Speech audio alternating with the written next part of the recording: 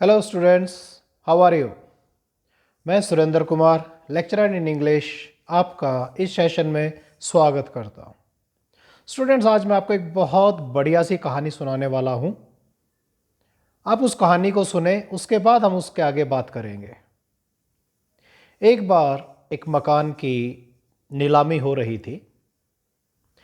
नीलामी करता बार बार सारे सामान की नीलामी करता जा रहा था। सबसे लास्ट में एक गिटार की नीलामी वो करने लगा। धूल का सना हुआ कॉर्नर में पड़ा हुआ गिटार था। उठाया, उठाने के बाद उसने लोगों को दिखाया और कहा कि आप सभी इसकी बोली शुरू कर सकते हैं। तो देखिए कदरदान, आप कौन ज़्यादा बोली लगाता है देखते हैं। लेकिन भीड़ में से कोई उठने को तैयार नहीं था, क्योंकि वो पुराना सा धूल से सना हुआ गिटार लग रहा था। चलिए, फिर भी कुल मिलाकर बोली शुरू हुई। 200 रुपये से बोली शुरू हुई। किसी ने 300 कहा, 500 कहा, लेकिन बोली 800 से ऊपर नहीं गई। तो नीलाम करता भी थोड़ा निराश था, तो वो भी सोचा चलो 800 ही सही। तो 801, 802। जब वो अपनी फाइनल जो कॉल करने वाला था, तो किसी ने भीड़ में से कहा, कोई एक नौजवान थे, उन्होंने कहा कि सर थोड़ा रुकिए, मैं एक बार इस गिटार को बजाना चाहता हूँ, तो आप मुझे इसकी इजाज़त दें। तो जो नीलाम करता था उसने कहा ठीक है, आप आइए, आप नीलामी कीजिए। सॉरी, आप आइए, आप बजाना चाहते हैं, आप बजा के देख लीजिए।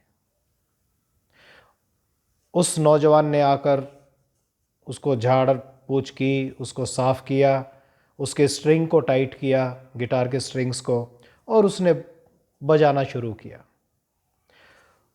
उसके हाथ उंगलियों में पता नहीं क्या जादू था, गिटार बहुत मधुर आवाज गिटार से निकल रही थी। अब सारे मंत्रमुग्ध होकर उस गिटार की आवाज को सुनते रहे। फिर उस नौजवान ने अपना जो बजाना था बंद किया, गिटार को उसके स्थान पर रखा और वहां से उठकर चला गया।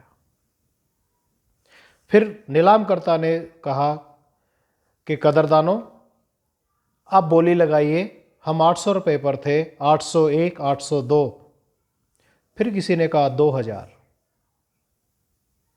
5000, 8000, और उसकी बोली 20,000 पर जाकर रुकी। तो स्टूडेंट्स, आपको ये कहानी कैसी लगी? इस कहानी में कौन सा ऐसा पक्ष था जो आपको छू कर गया? जिसने ये कहानी लिखी उसको कोटि कोटि धन्यवाद। जिसने कहानी छापी उसका भी धन्यवाद। इस कहानी से मैंने क्या सीखा? मैंने सीखा किसी भी चीज की वैल्यू क्या है, उसका वर्थ क्या है, और उसकी वैल्यू को, उसके वर्थ को कौन पहचान सकता है। यह कहानी आपके लिए कैसे इंपॉर्टेंट है, मैं इस बात पर अब जोर देने वाला हूं। तो स्टूडेंट्स, उसकी वैल्यू थी उसके बजाने में। आप सभी ये मान के चलिए, जितने भी स्टूडेंट्स होते हैं सभी के अंदर सारे गुण एक जैसे होते हैं। केवल जो हमने पहले वीडियो में बात की थी, पहले कदम में बात की थी, कि जिसने दृढ़ निश्चय कर लिया है, जिसने इरादा कर लिया है, वो बहुत आगे तक जाते हैं। क्यों? क्योंकि वो उस काम को करना चाहते हैं। तो यहां पर गिटार में गुण तो था, जैसे सभी स्टूडेंट्स के अंदर गुण होता है, लेकिन उस गुण को निखारने वाला, उस गुण को बताने वाला एक अच्छा टीचर चाहिए था, एक अच्छा शिक्षक चाहिए था, जो उस नौजवान ने आकर उसका काम किया। तो स्टूडेंट्स, आपके लाइफ में भी एक तो टीचर की बहुत अहमियत होनी चाहिए। आप अपने टीचर्स की बातों को मानें, समझें, सुने, और अपने डिसीजन अपने आप बनाने की कोशिश करें, क्योंकि जीवन में आपने आगे जाना है, आपने आगे बढ़ना है। स्टूडेंट्स, इससे आगे मैं ये बताना चाहता हूं कि आप अपनी वर्थ कैसे सिद्ध कर सकते हैं। हम यहां बात कर रहे हैं कि हमारी वैल्यू कैसे हो, कि क्या वो गिटार जो रेत के उस सना हुआ उस कॉर्नर में पड़ा था, क्या हम उस जैसे बने रहें? क्या कोई हमारे पास आएगा, कोई हमें तराशेगा तभी हम आगे बढ़ेंगे। क्या हम उसका इंतज़ार करते रहेंगे कि कोई हमें आकर तराशे? उस गिटार में और हम में एक यही अंतर है कि हम अपना दिमाग, अपने ब्रेन का पूरा यूटिलाइजेशन कर सकते हैं।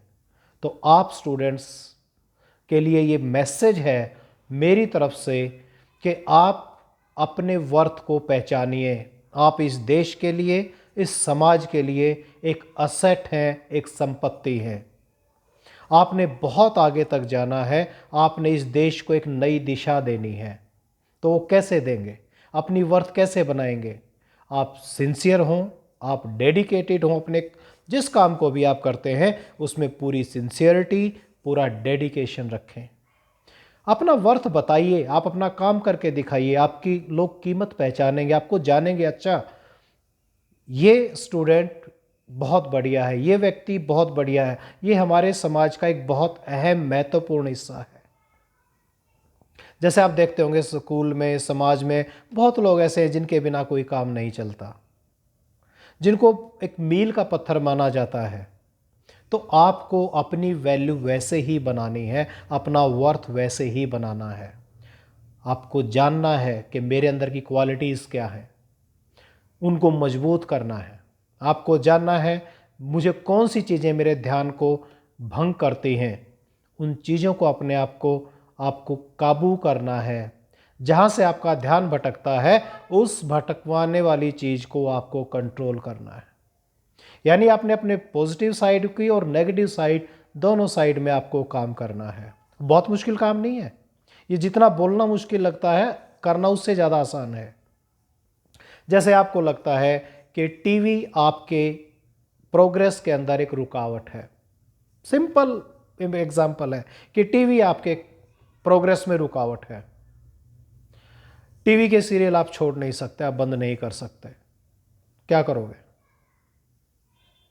टीवी से मुंह फेरना सीखो या टाइम कम करो। बजाय 12 घंटे टीवी के आगे बिताने के, बजाय बार बार रिपीट टेलीकास्ट देखने के, एक निश्चित टाइम फिक्स करो कि मैंने 7:30 से 8, 8 से 8:30 या 7 से 8 1 घंटा ही टीवी देखना है, मैंने और नहीं देखना। आप देखिए, जहां 12 घंटे टीवी देखते थे, अब आप 1 घंटा टीवी देखेंगे।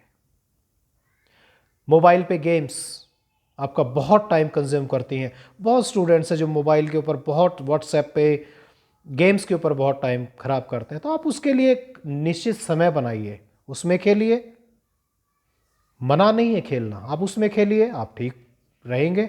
तो आप ऐसा होगा कि आपकी एनर्जी जो है दोबारा से चैनलाइज होनी शुरू हो जाएगी और आप अपनी पढ़ाई पर, अपने भविष्य पर, इस देश के विकास में ज़्यादा योगदान दे पाएंगे। तो स्टूडेंट्स, अगेन मैं ये कहना चाहता हूँ, मैं उन सब का भी धन्यवाद करना चाहता हूँ जिन्होंने ये कहानी दी, और जिन स्टूडेंट्स ने कहानी सुनी वो इस कहानी को सुनकर अपने जीवन में अपने हिसाब से अमल में लाएं। केवल आपने ये डिसाइड करना है अब कि आप क्या उस गिटार की तरह रेत में कोने में खुद ही पड़े रहेंगे, या आप अपने आप को समाज के सामने एक अच्छे नागरिक के तौर पर लेकर आएंगे। तो स्टूडेंट्स, इसी मैसेज के साथ मैं आज का ये वीडियो ख़त्म करता हूँ। उम्मीद है आप बहुत अच्छे से आगे बढ़ने में अपने आप को कामयाब होंगे। Thank you very much.